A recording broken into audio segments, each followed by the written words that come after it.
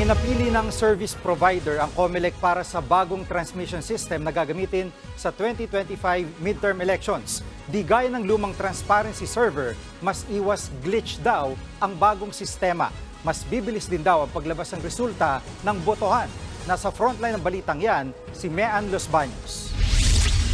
Ang joint venture ng I1 Resources Incorporated at Ardent Network Incorporated ang napili ng Commission on Elections na mag-supply ng transmission system na gagamitin sa 2025 midterm elections.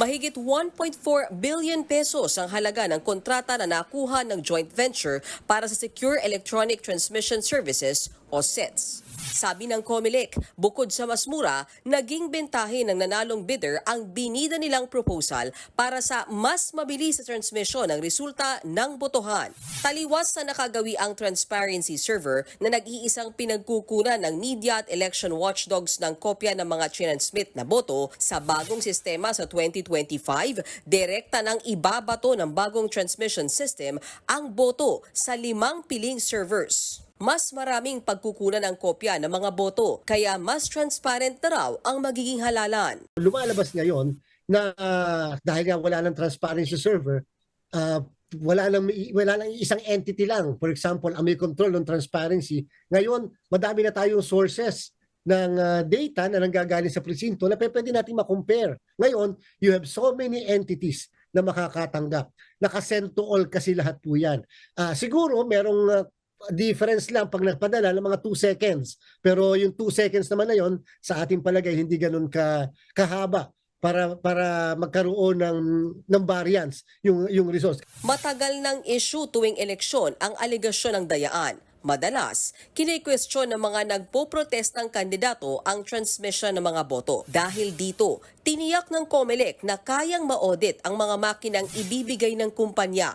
Gusto nila, pag nagpadala ng resulta mula sa presinto ang mga makina, dapat makakuha ito ng kumpirmasyong mula sa servers kaugnay ng lugar kung saan natanggap ang mga boto at oras ng transmission. Maglalagay din ng QR code sa voting receipt na pwedeng ma-access ng poll watcher ang resulta. Kung may kopya ka na, paano pa dadayain ng kahit na sino? Paano pa yung sasabihin na may dinaanan yan? May kopya ka na ng ER Tapos may kopya ka pa ng QR code. Dahil sa pagbabago sa transmission system, kumpiyansa ang COMELEC na mas bibilis din ang bilangan. Sa mayor at councilor halimbawa, kaya na yan ideklara 1 oras matapos ang botohan. Siguro po yung governor sa probinsya, mga 3 hours to 3.5 hours alam na natin kung sino panalo.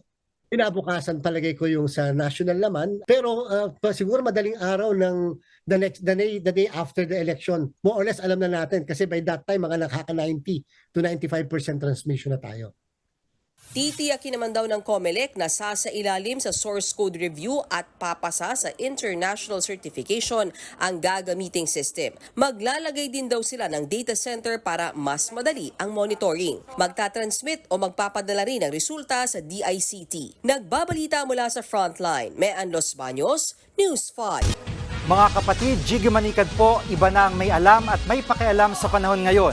Para sa konkreto, kumpleto at komprehensibong balitaan sa Frontline, mag-follow at mag-subscribe sa social media pages ng News 5.